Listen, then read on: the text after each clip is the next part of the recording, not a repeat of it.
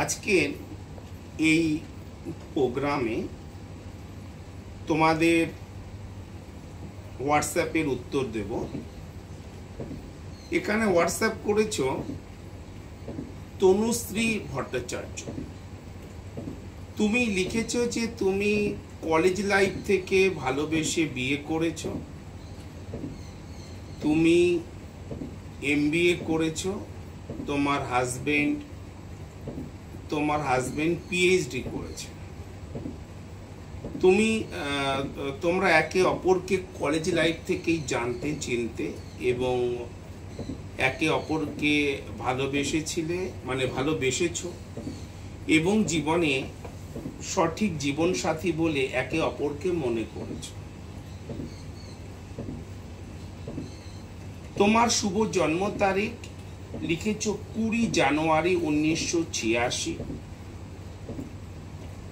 সকালবেলা জন্ম। 20 জানুয়ারি 1986 সকালবেলা জন্ম তোমার জন্ম হচ্ছে 11টা 56 মিনিটে। 11টা 56 মিনিটে তুমি এখানে লিখেছো যে ওই 50, 55, 56 এরকম সময় তোমার জন্ম। তো তোমার নাম অনুযায়ী আমি এখানে সেট করেছি যে তনুশ্রী ভট্টাচার্য। তোমার এখানে নাম অনুযায়ী আমি এখানে 11টা 53 তোমার এখানে আমি সেভ করেছি। তোমার উত্তরবঙ্গে জন্ম, উত্তরবঙ্গে তোমার জন্ম, জলপাইগুড়ি জেলাতে। তো এই হলো তোমার জন্মকুণ্ডলী। তো তুমি এখানে প্রশ্ন করেছো যে দেখো বর্তমানে তোমার 86 সালে তোমার জন্ম জানুয়ারিতে। তো তোমার এখন তোমার যে বয়স হয়েছে সেটি হলো 20 জানুয়ারি 1986 সাল। তুমি লিখেছো যে বিয়ের পরে আমরা সুখ শান্তিতে সংসার করছিলাম, হঠাৎই ও যেন কেমন বদলে গেল।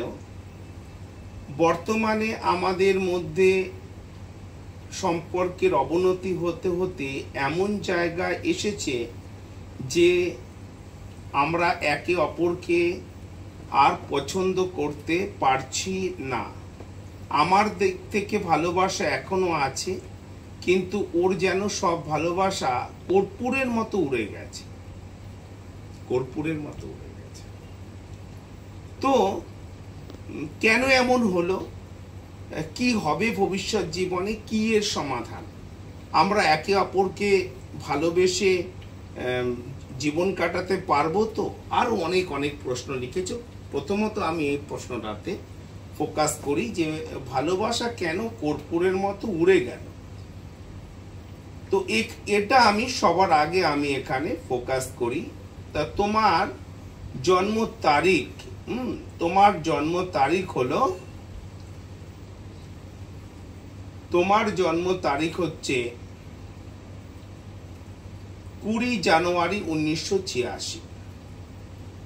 20 জানুয়ারি 1986।